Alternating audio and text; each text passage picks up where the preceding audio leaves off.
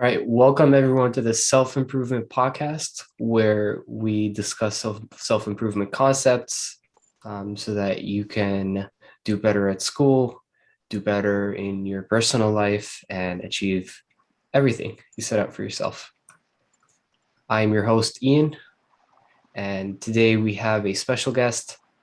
Her name is Trisha. Say hi, Trisha. Hello. And of course, we have Dalton, as always.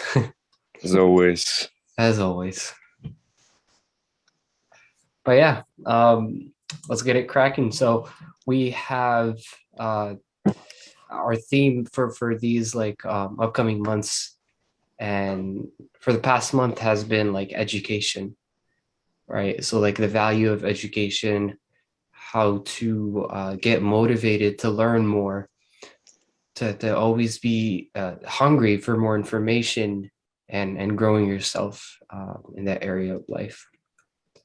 So what is like your take on that My take on that, and uh, everything? it, on everything.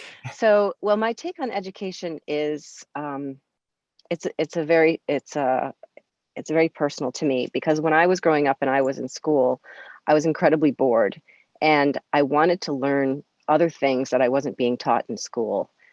And when I grew up and had my own children, I was really committed to making sure their education was what I had always wanted. So I decided to homeschool my children. And I did a form of homeschooling, which is called unschooling, which means that you just let the children direct what you're going to learn and you teach them how to think as opposed to what to think. And it was incredible for me because I felt like I had my second childhood because I learned right along with them. And instead of seeing children as these little machines that you have to stuff information into, I just saw them as these beautiful little beings that were just innately curious. So we learned everything through whatever they were feeling passionate about at the time. So sometimes it would be Star Trek. And, that's dorky and geeky, but we dove into Star Trek really deep and learned all kinds of things. My older son learned how to speak Klingon. um, we did Lord of the Rings. We did all kinds of things, Batman and Robin.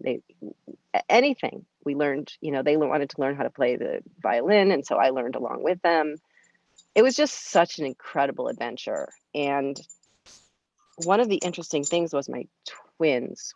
They didn't learn how to read till they were 11, and everybody was freaking out. My family and friends and teachers. And I wasn't worried at all. And I never pointed out to them that they should be reading by a certain age. They didn't feel any stigma. Um, but if, I just read out loud to them.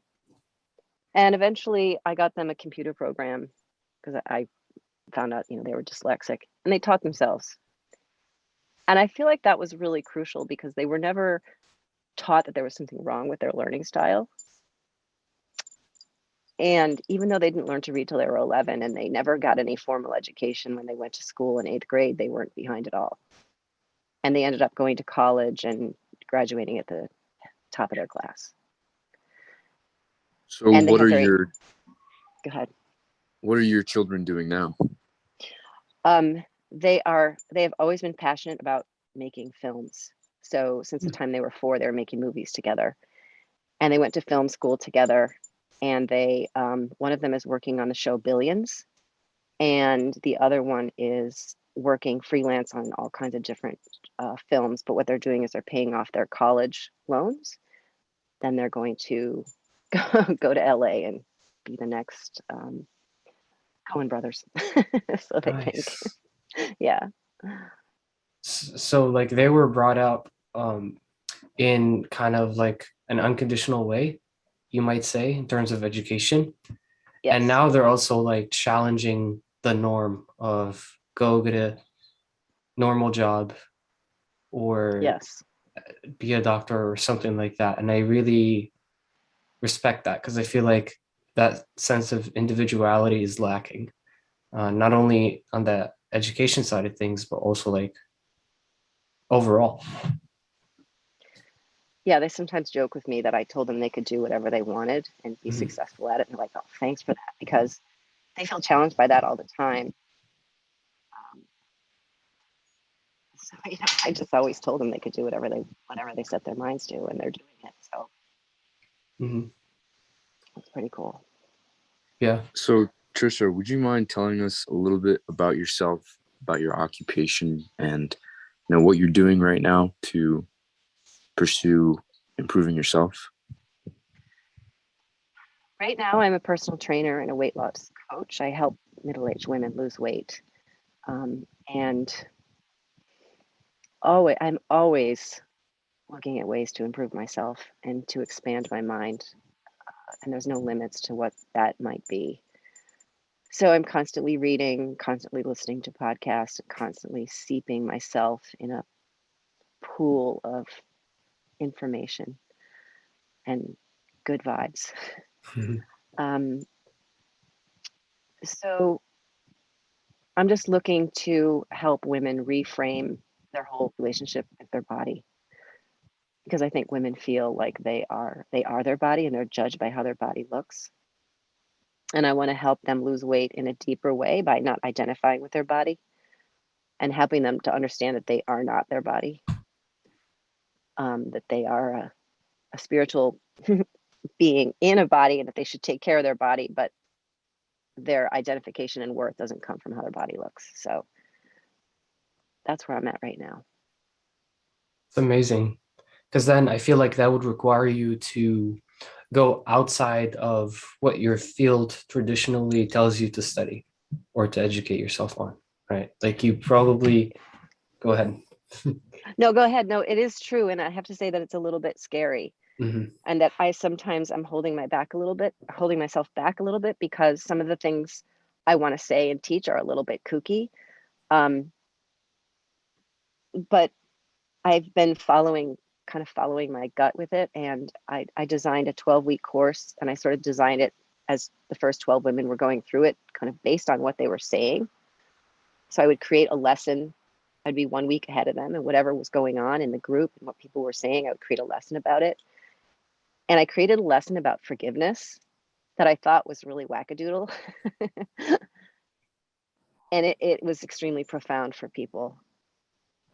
So it's sort of like having the courage to kind of step outside of my, counting calories and counting macros and Mhm.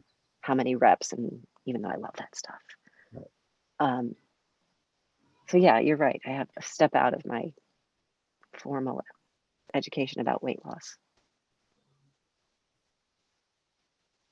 You talked a little bit about how when you were in school, you weren't given the learning opportunities that were really for you. Yeah, How do you think you've educated yourself past that point? as soon as I was out of high school and went to college, I was like, wow, there's so much to know out here. And I just became a sponge. And I think one of the main things that helped me was having a mentor. I've always had a mentor. So when I went to college, I kind of glommed on to one professor who taught me so much. I just kind of soaked up everything he had to teach me about photography, and much more than that.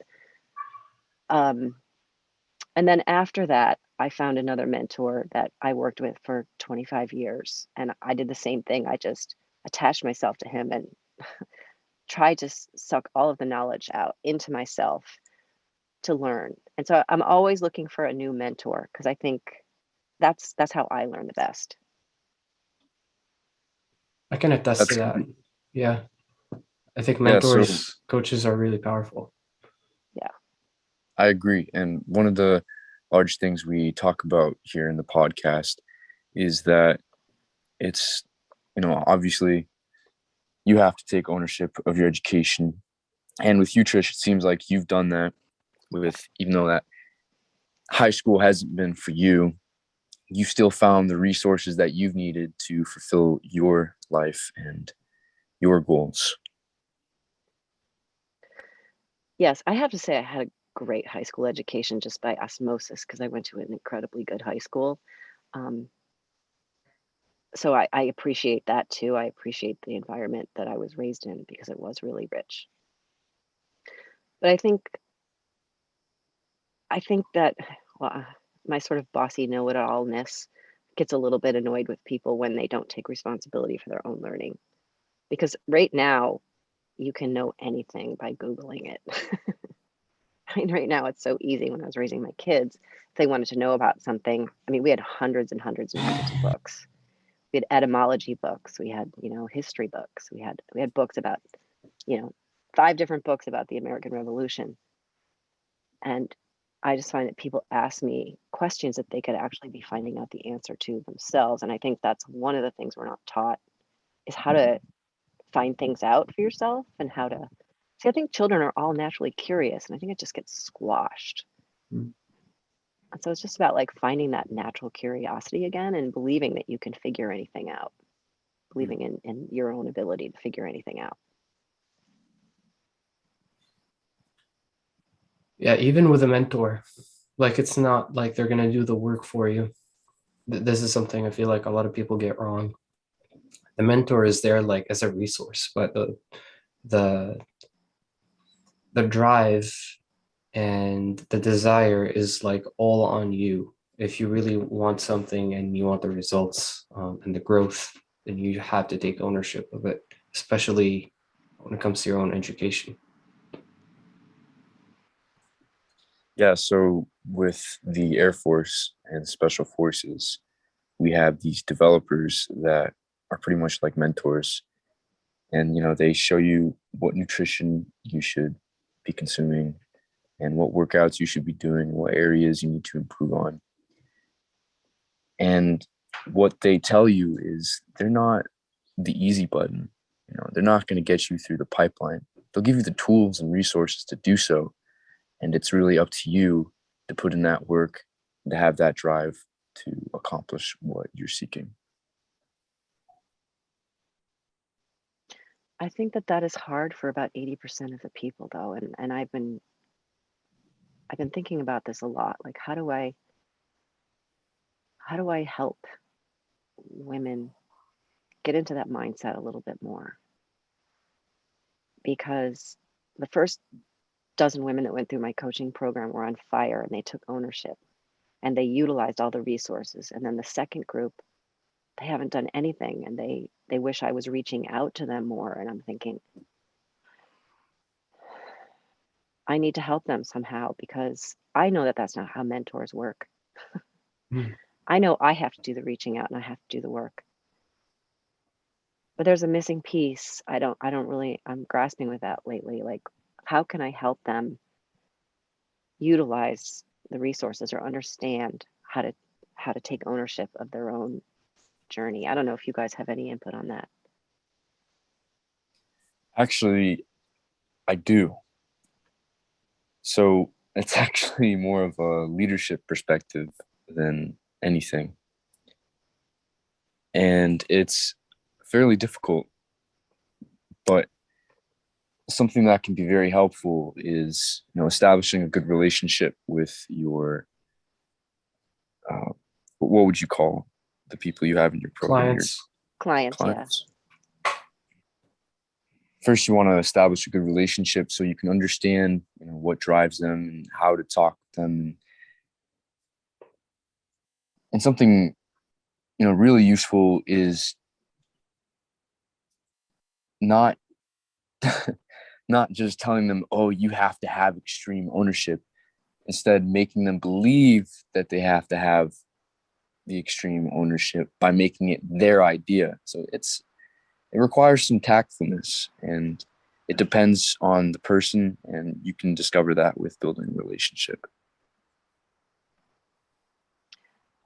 Can you give me an example? Because I understand how to make it appear to a dog that something I want them to do is their idea, but I don't know how I would do that with a person. Okay. So let's say my grandfather, for example, he would tell me that, history repeats itself. And I remember we were having this discussion about my sister and the habits that she practices and the things that she's been doing and the way that my grandparents have been leading her since they are her legal guardians. And it's a lot of leniency. So she gets away with a lot. And I was trying to convey to him that he needs to be a little bit more disciplined towards her so that she can realize that she can't just go and do whatever she wants without any consequence. And we were having I was having a tough time getting it into his head that you can't just, that there's a dichotomy to things, that, yes, you can't be too strict with your kids or they will do things behind your back, lie to you, and you won't have any control over their future. Then on the other side of the spectrum is that you can't be too lenient either, because, well, pretty much the same thing will happen. We'll just go do things without thinking they're going to be consequences to their actions. And so I brought back up that thing that he used to always tell me, how history repeats itself, because I used something that she had done in the past because of their leniency.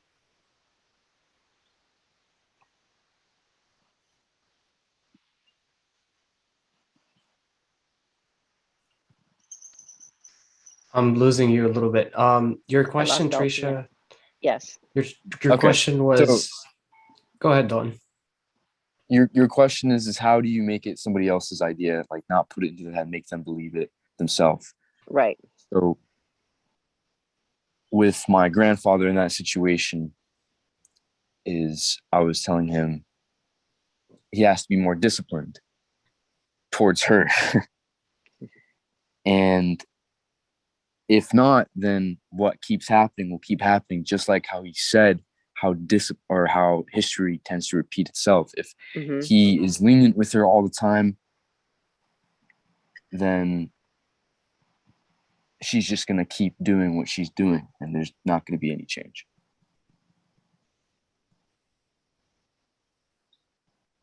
Okay. Yeah, that's starting to make sense.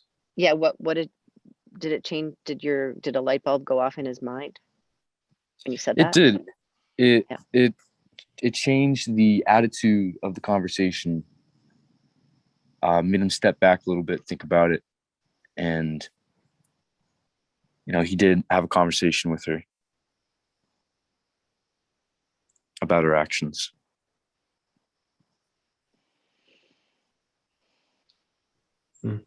I can give you my take on it, which is more of like a business side thing, because I do have my own business. I coach artists, music artists, on their marketing, their mindset, and I help them make better music, high quality music. So it applies to me too, because I can't enroll a client if they're not taking ownership of their future and they don't want the results as bad as I want it for them. So it could be like a qualification thing. Um, did I understand you correctly? Like, is it just taking ownership, like them taking action? Yes, yes, it's them taking action. It's them actually, I'm very clear with them in the beginning. This is what the program is, and this is your, well, I'll give you an example. We have a weekly Zoom meeting, exactly the same time, every single time, using the same Zoom link every single time. Mhm. It never changes forever. And I'll have somebody in the program for 6 weeks still asking me what time it is and where's the link, stuff like that. Even though I've sent them an email saying, please put this somewhere important so you don't forget, even though they've done it several times. It's like and then sometimes they'll kind of blame me for not reaching out to them and keeping them on track, where it's kind of that's not what I'm here for. So I'm grappling with that. Like, I really want to make it, I want them to be successful, and I want there to be sort of an onboarding where they learn how to take responsibility, as opposed to where I just assume they're like me and they're just going to gobble everything up and go for it. You know, like taking responsibility onboarding program. Mm. I have an idea, and we talk about this a lot on the podcast, which is knowing your why, even for your education. Like, why do you want this?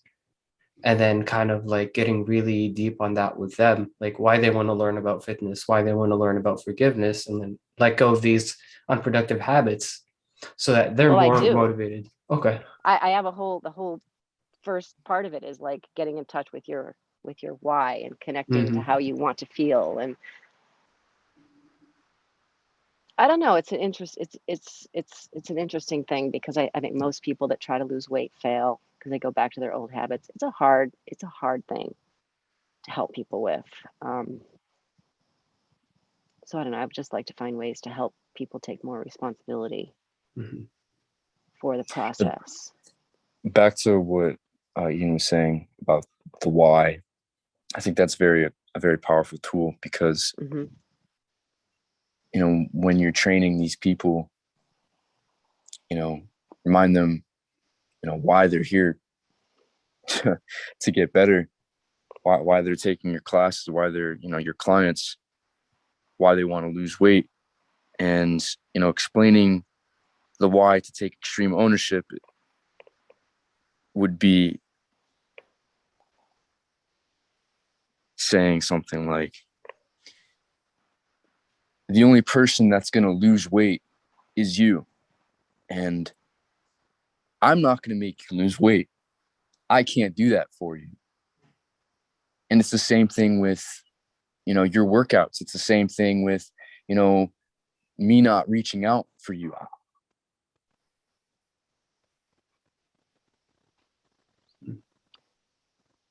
Maybe having them repeat their why every single week, because I do have like a form that I ask people to fill out every week. Maybe that should be the number one thing that they should write down. That's a good You place know, to start. yeah, But even like with your kids as they were growing up, their why kind of came to them organically, right? Like you didn't force it. absolutely. So I think that's Yeah, powerful. Like, how can it be more organic? yeah.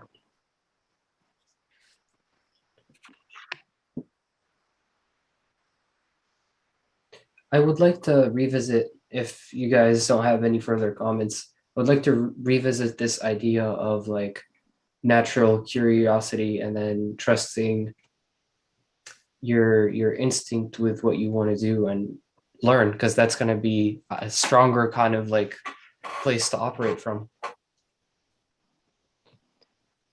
Yeah, I think that is, it's so crucial. And as well-meaning as all the people in the schools are, I think that's really smashed out of people, because everybody's different and everybody wants to know about different stuff. And I've just seen in my own life, through my own children and my friends' children who were schooled the same way, just like fueling child's natural curiosity. It's so powerful. It's an amazing thing to see unfold.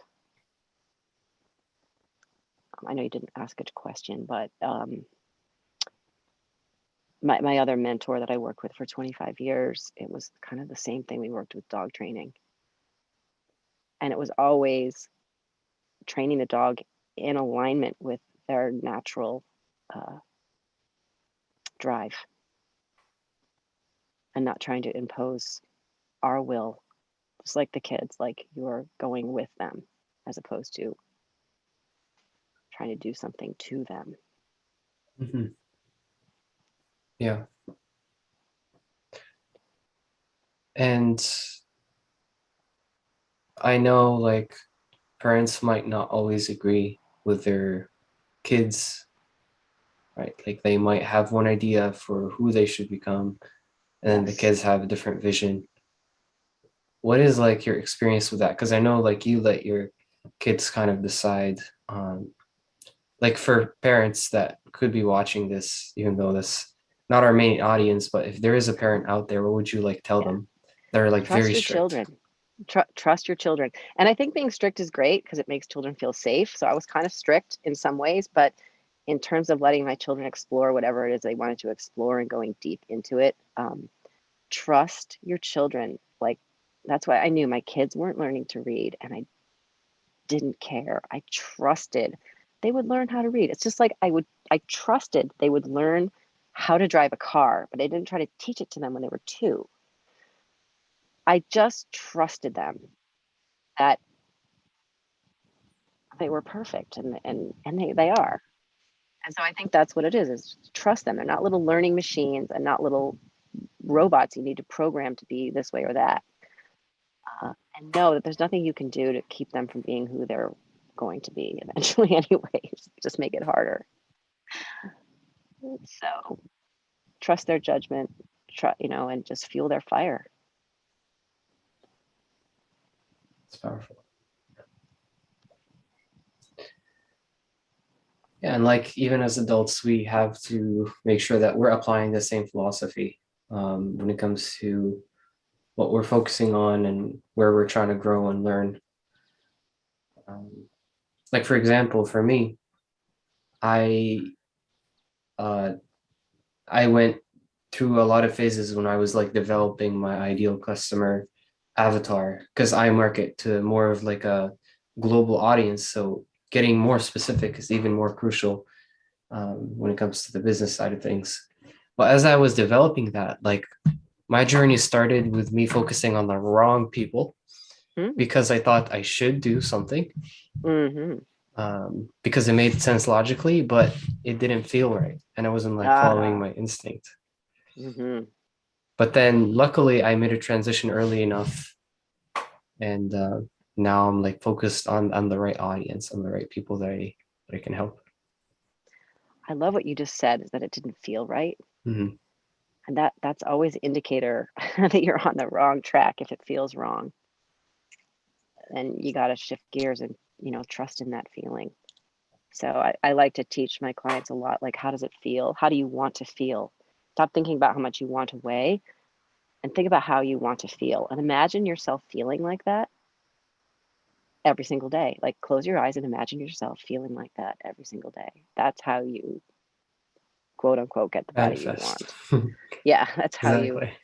because as soon as you start to feel bad about something, you're dead in your tracks. You step on the scale, you hate your body, you hate yourself, you're done. You're never going to lose weight that way. So focusing on the feeling is great. Yeah, keeping a positive mindset is pretty important. It really is. It's everything.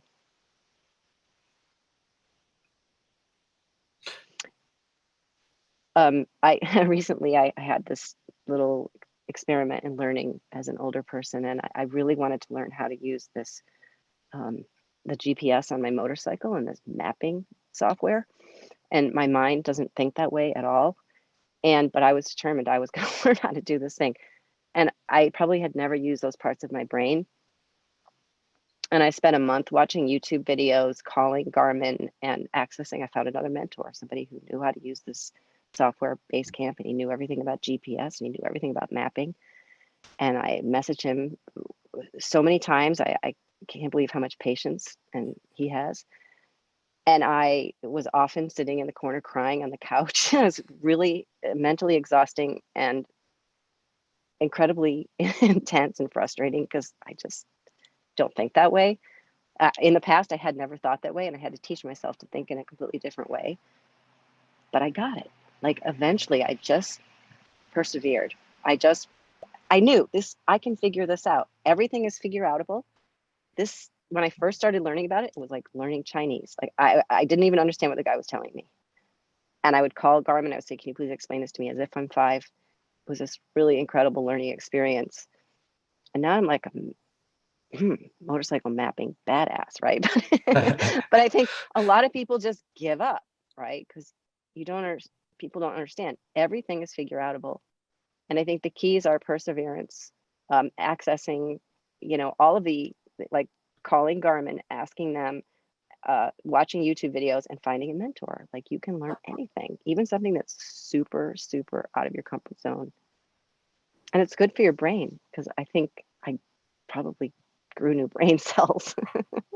You were saying that you were telling yourself that I can do this, even though you were feeling emotionally unstable. You were crying on the couch, and you were able to persevere and learn a new skill. Yeah, the crying was really just frustration. Okay. But the interesting thing about it was I would get super frustrated. I would try to do this mapping, and I had to overcome all these obstacles. I would go to sleep, and the next morning I'd wake up and it would pop into my head, oh, this. And then I'd take another step, and then I'd reach a place where my brain was mush, and then I would go to sleep. And the next day I'd be like, oh, I got it. Oh, I got it. Mm. So I think people just give up too easily. Yeah, that's the thing. And it's kind of like an affirmation, you telling yourself, I can do this. For example, this last week, one of my goals was to make these creative outlets. And I'm in Europe right now, and I'm traveling, and I don't have a lot of time to do to pursue my goals, and I have quite a few that take up a good amount of time. And so I end up staying up until like 3 a.m, and I don't want to stay up that late. I'm tired. I want to go to sleep. We have to wake up early the next morning. And so I would rather, instead of annotating or creating this post, go to sleep. Instead of doing that, however, like how you say, I can do this, I got this, I would tell myself, I don't quit. I don't quit. And then I get it done. Yep. That's how everything has been created, by people who understand obstacles are part of the journey. And, overcoming the obstacles is where you learn probably the most amount. And just not giving up. I was like, nobody is more special than anybody else. Everybody is capable of doing anything. Well, almost anything.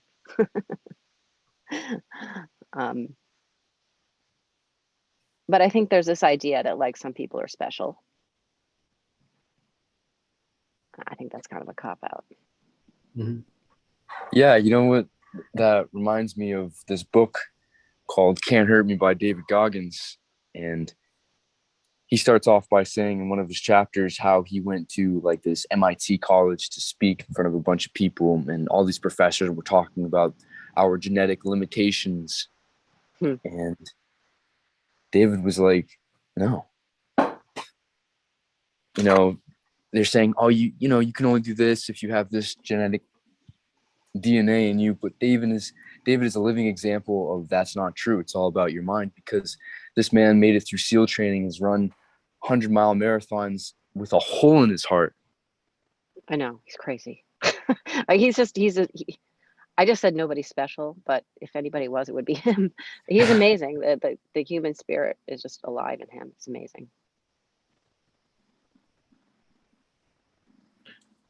That's a good way to wrap up. Like, you can do anything. You can do anything. I was always the last kid picked. I was always the last kid to cross the finish line. I was never physically strong, but I just one day started, and I just one push up at a time, and you get there. Well, I thank can you, almost Trish, keep up with Dalton. No, you are absolutely amazing. Let me tell you guys, I've been doing this Air Force Special Warfare prep course, and I asked Trish to come join me one day, and she stuck through the entire thing with me. Yeah, I did. It was fun. Absolute beast and champion right here. Trisha, thank you so You are much too. for Thank you. coming and joining Thank us you. today. Yeah. One more thing. Yes. Where if someone is interested in learning more about you, do you have any like social profiles you want people to know about, where they can Sure, I follow you? have. I'm very active on Facebook. It's Trisha Selbach. I have a website that has all kinds of free resources on there where you can learn everything about everything I do. It's trishaselbach.com. And I'm also on Instagram. Awesome. All Thank right, you so cool. much, you guys. Thank you so much. You're welcome. We really enjoyed this, especially the idea that you have to follow your own like instinct and creative genius and then trust that. I think that was powerful. Yeah. Awesome. So glad. Thank you for inviting me. Got It's it. a pleasure. All right, everyone. We'll see you next week, and hope you all have a good day. Bye.